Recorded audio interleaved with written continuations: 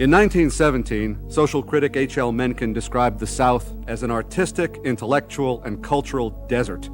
Mencken called the region a gargantuan paradise of the fourth rate, where you will not find a single Southern prose writer who can actually write.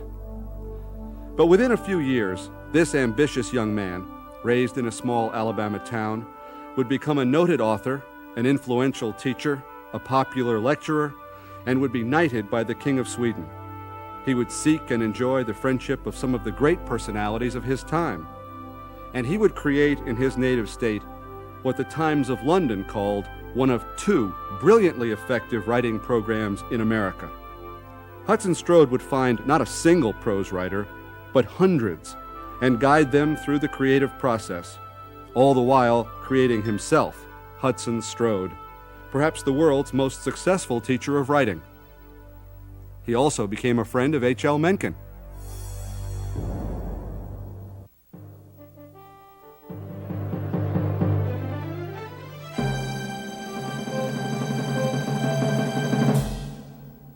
Everybody knew Hudson Strode. He had no hesitation about letting everyone know how good he was, and he was good. If Strode was anything in this world, he was an actor. He gave me the mirror to see myself with. I think it was like the parable of the talents. He used everyone he had.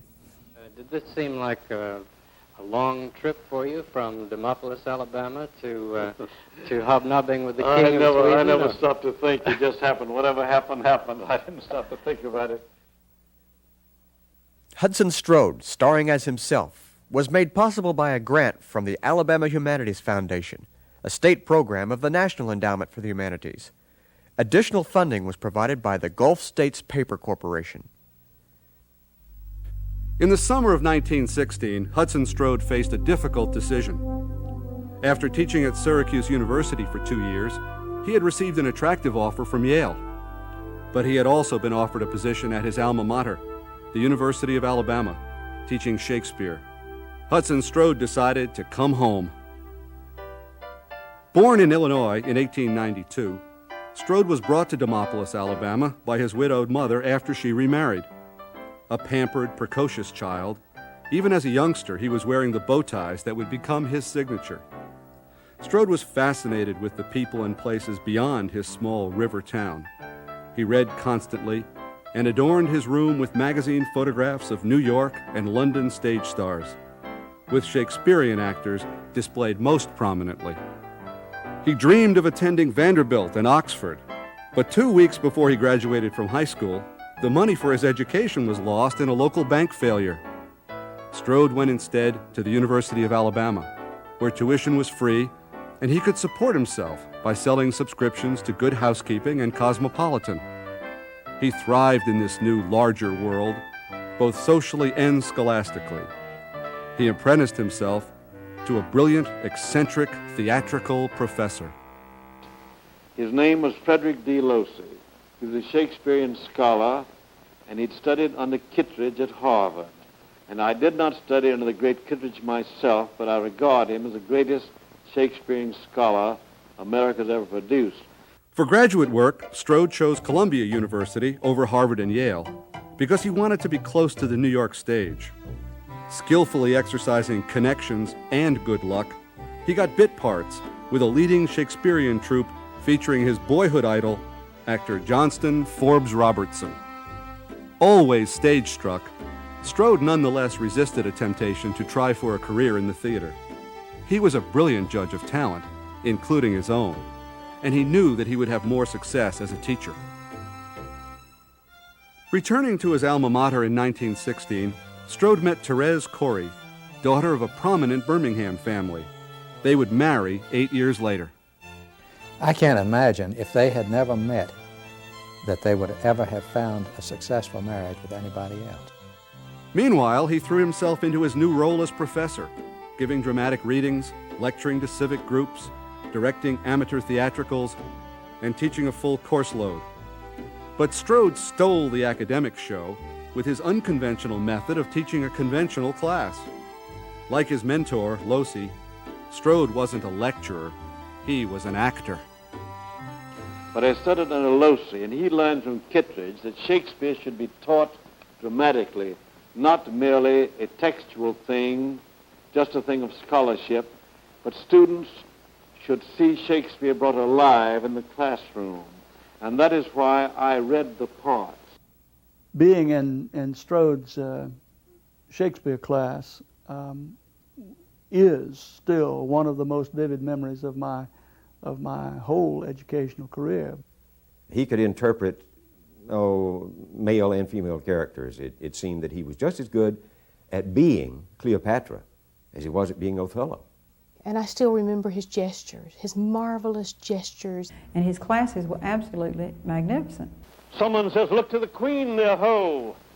Horatio says, "They bleed on both sides. How is my lord?" How does the queen? She swoons to see them bleed. No, no, the drink, the drink. Oh, my dear Hamlet, the drink, the drink. I am poisoned. And then Strode swept out as soon as the scene was over without an adieu, and there were hardly any dry eyes in the room, and mine were not. It was really a tremendous performance. Can you imagine anybody else doing that? Well, I can imagine some actors doing it. Strode was one of the hardest working and most popular teachers on campus, but his energies were not limitless. In 1929, exhaustion led to vision problems and a nervous breakdown. With Strode's health failing, his physician feared tuberculosis and ordered Strode to rest. The Strodes sailed to Bermuda and were enchanted with the gardens, the sea, the genteel English society, and the quiet. Strode had always dreamed of being a fiction writer, but now, approaching 40, Strode admitted his failure and gave up on fiction. Even he did not claim that it was distinguished in any way, and he quit very early publishing fiction himself, which in some ways is a strange thing for a man who built his reputation as a teacher of writers. And almost his stock answer was, well, I can't handle dialogue very well. No, he said he couldn't. He said, "I'm not good at it." He submitted a story to an editor, and the editor rejected it and wrote him a note saying that he didn't think that Hudson believed in his characters enough, and he suggested that he might want to turn to nonfiction writing. He found his métier in the travel books and did very well with them. In 1932, Strode returned to the classroom. He had gone to Bermuda a broken man, but came back healthy and with a newly published book that launched his career as a travel writer. The Story of Bermuda was the first of his 9 travel books. The Times of London praised it enthusiastically. It went through 8 editions and stayed in print for 20 years. He followed it with The Pageant of Cuba and South by Thunderbird, a tour of South America by Pan American Airways' New Routes. While travel books of that time often read like diaries or encyclopedia entries, in South by Thunderbird, Strode created Norburn, an American businessman touring South America, and the information is woven into conversations in scene after dramatic scene. Norburn was caught in a spell of magic, held in the ivory tower of this flying observatory where time and distance were telescoped. Gradually, the green of the earth paled until there was only one tenuous thread of flickering color, like a firefly's luminosity at daybreak. If nations traveled, he said to himself, they could not fight each other. If they visited one another with a desire to comprehend, they would find too much to like and to admire, not to be friends. And he wrote nonfiction very much like most people write fiction. He used the same techniques. South by Thunderbird, his most popular work, was published by no less than Bennett Cerf at Random House. The royalties enabled the Strodes to build the secluded home they had waited for so patiently. There they would live as they thought country gentlefolk should. And through his own success as a writer, Strode was able to establish connections in the New York publishing world, connections he would later use on behalf of his writing students. After 20 years of teaching, his career was taking a dramatic turn. In his autobiography, The 11th House, Strode remembered it this way. In 1936, a shy girl named Harriet Hassel, born on a farm on the Watermelon Road in Northport across the Black Warrior River from Tuscaloosa, urged me to permit students in my writing class to do a novel. I said I did not think novel writing could be taught, but she was so eager that I was willing to give it a try, wrote Strode. Rachel's Children, praised in the New York Times, would be the first of close to 100 novels published by his students, and the list still grows. And one of the very best is by Elise Sanguinetti of Anniston. Oh, yes, Elise. And this is a follow-up of her The Last of the Whitfields. I see. As a young student, I was terrified of him. He was this great man. And it was quite heady, that he was interested in, pitiful you. This was kind of wonderful. When he chose you for his class, you became special. Yes, it was limited to 14, and it was very, each chair there was very highly desired. I think he liked to get a cross-section. I had people who were 40 and 50 in there. Well, first of all, he made you feel very, very special for having been chosen by him. That writing class, it was a distinct honor to get into. And I think the reason for his success was that he had this amazing faculty for being able to pick the person who could write. We were all there by the time he got there, and he would stride down the side of the room and sit down and look around and then say, who's going to read? Because that was the way he taught. You had an assigned day that you had to read what you were working on. And there you were in the spotlight. You read. Yes. It was terrifying. But while you were reading, you were the sole center of the universe. Strode would ask each person in the class if he had something to offer, and Strode himself would offer criticism. And he would not tolerate anyone's being too harsh or unkind. If you were going to criticize the person next to you and they would get a shot at you, you had to temper it. He totally concentrated on you. He said he could tell when things were good. He said he felt something. Now, this is Hudson. He was a character. And he said he could feel in the back of his neck if it was good or not. It was just a sixth sense. But he did. He had this wonderful ear. He could hear that very, very well. Once in a while, he would interrupt you and say, no, that dialogue doesn't work. He may say, that passage is better than it was yesterday. He'd say, ha. Now listen, read that sentence again. And when he'd do that, everybody would say, what is it? You'd be quiet and silent because you're fixing to hear something. Dr. Strode, did you actually teach people to write? I think no, you can't teach anybody to write.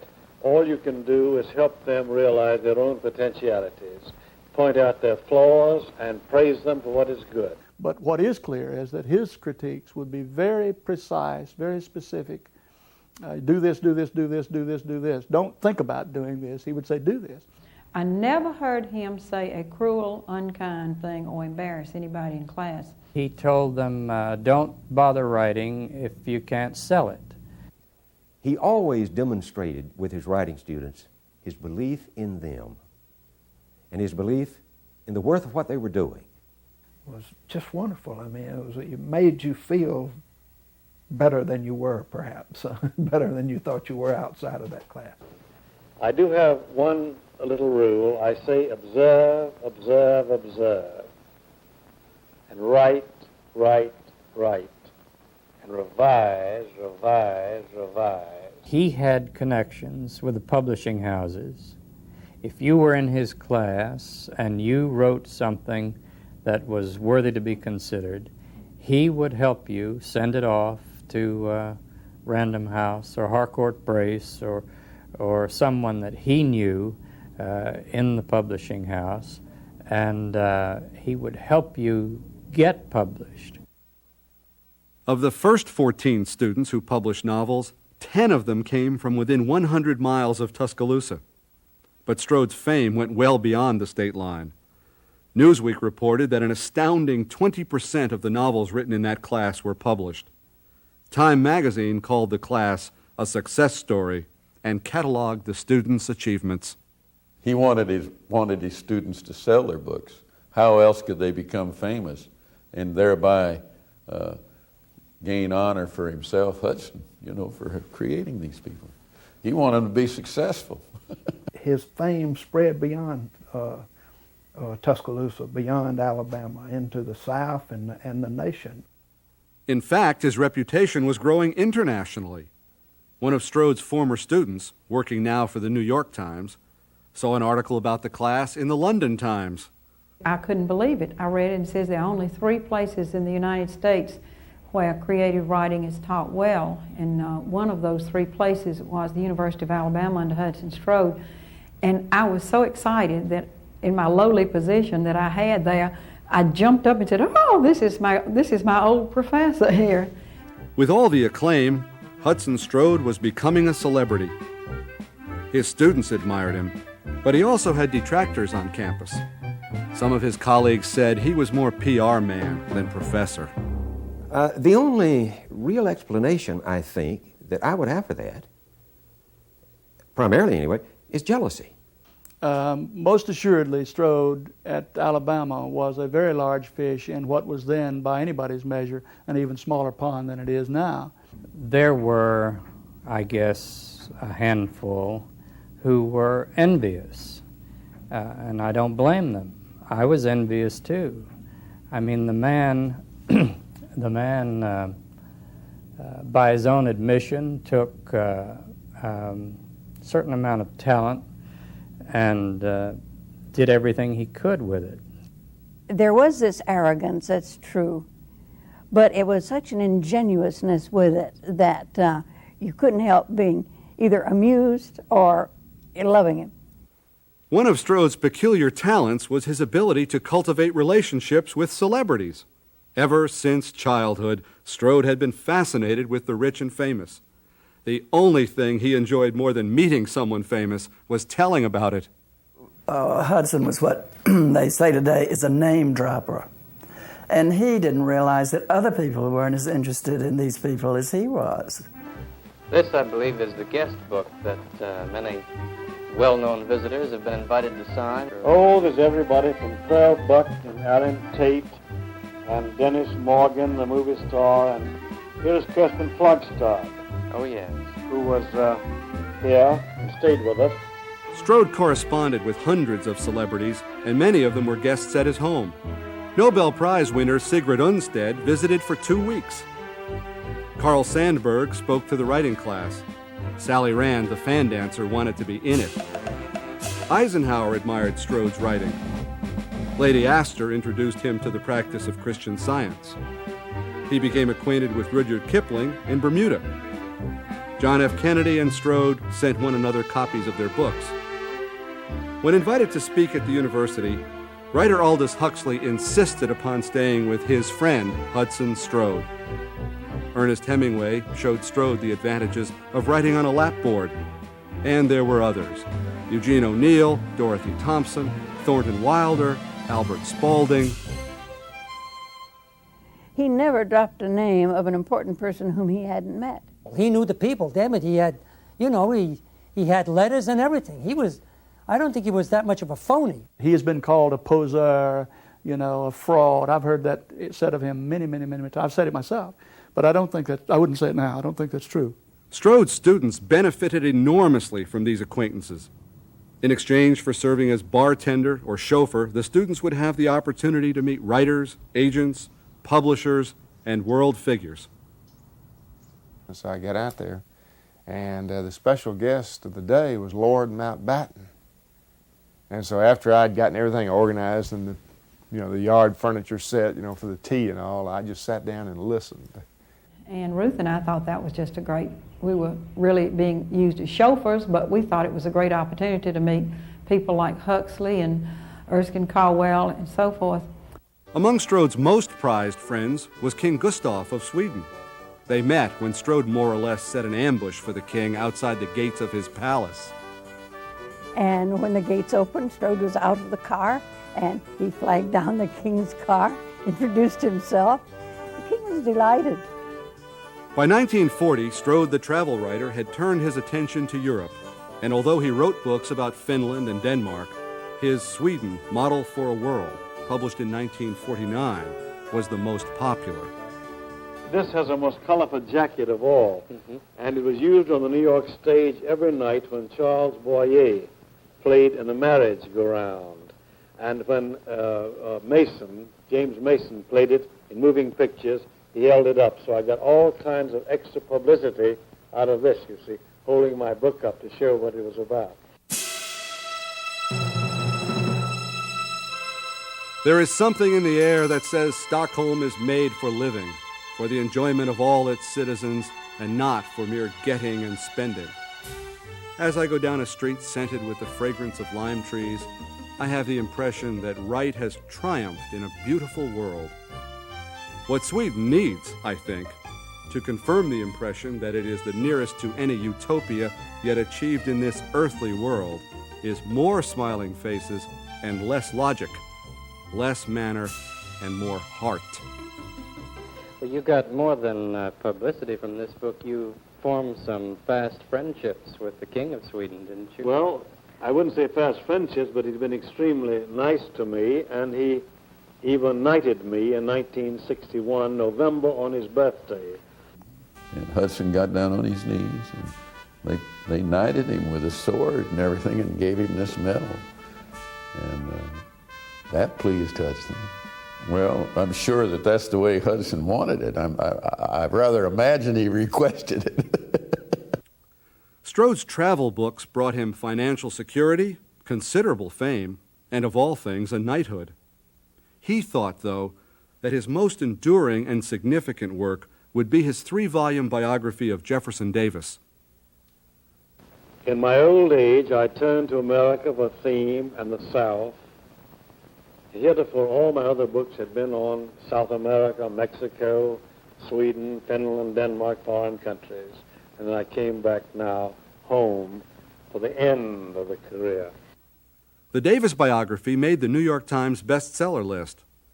But over the 13 years it took to write, Strode the Southerner became, perhaps, too determined to rescue the reputation of the failed leader of the Confederacy. I made great use of it because Strode was, he had access to a lot of papers that no one had seen before. Individual scenes were well enough drawn so that you could pull from them what you needed. The fault with Strode's biography of Davis, no matter how much I value it, is that he could not abide the slightest criticism of Davis. He was even more sensitive to criticism than Davis himself was, who was highly sensitive to criticism. I thought it was going to be a nice little book written in 3 or 4 years. I didn't dream what I was getting into. I would never start it had I known, but now I'm so glad I did. Hudson Strode could have taken his act anywhere. He had earned the prestige and acclaim that would have given him entrance to practically any university. And yet he chose to remain home in Alabama, the place Mencken had described as a cultural desert, the place that Strode had helped bloom. So I think Hudson would want us to say that he had contributed in a literary way as a regional effort to bring Alabama and the South up. Perhaps Strode was reluctant to leave because he so loved his home, a showcase for the objects of art he had collected. It was the perfect stage for him where he could introduce his local friends to his famous visitors, usually at tea. He made it a special, perfect little paradise for himself and for Therese, his wife, and for visitors. She would make these little sandwiches and would guzzle them up. You know, I was hungry, and I mean, to bring a tray of cucumber sandwiches. I mean, you could devour the whole damn plate. Because I'll never forget their home had a beautiful view of what I said, oh, what a beautiful view of the gully. And he said, ravine, my dear. Strode would write another travel book, Ultimates in the Far East, and a volume of memoirs, The 11th House. He died in 1976, a celebrated writer, a world traveler, a friend of kings. But his deepest and strongest relationships were always with his students. I think you liked him because he talked to you, and he soon in the conversation would have you talking about yourself. You knew by being in his presence that he was a man that the whole world was his oyster. And if you just would sit and listen, you could share a part of the world with him. You had the feeling when you were talking and working with Strode, this is among the best. Savor it, cherish it, think about it, work at it, and then the rest of your life you can fall back on it. But he would come into a room and he would take over that room because he had that ability to make everybody in that room feel special. Dr. Strode was my intellectual father. Well, I think he was a great teacher, and I think that's about as high a calling as you can have. His books, and all those many books by his students. Put those together, you've got a marvelous verbal monument right there. I never write a piece without thinking of Hudson Strode. What would he think here? Choosing just the right word. But there are very few Strodes. I've known only one, and he was a very unusual fellow. He was different. He was just an interesting man. He was kind. He was warm-hearted. And as I've said before, I never heard of him doing anything mean to anybody. I mean, he was just, he'd get up in the morning and be, this great actor. You know, that was the essential Hudson Strode. It was a kind of performance art long before that term came into existence. I think that's probably right. With Hudson, the whole world was a stage, and Hudson was most generally the center of it. Horatio, standing by him, says, "Now cracks a noble heart. Good night, sweet prince, and flights of angels sing thee to thy rest. The curtain slowly falls."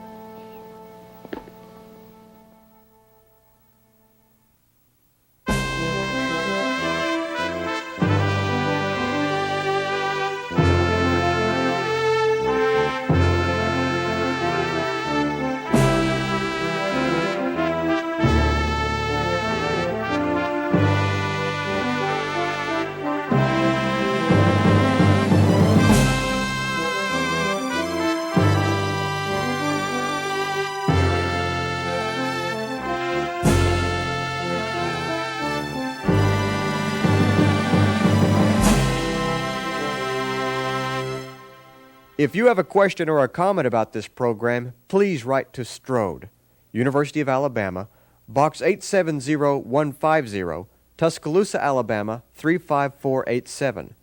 Or you may call 1-800-239-5233. Hudson Strode, starring as himself, was made possible by a grant from the Alabama Humanities Foundation, a state program of the National Endowment for the Humanities. Additional funding was provided by the Gulf States Paper Corporation.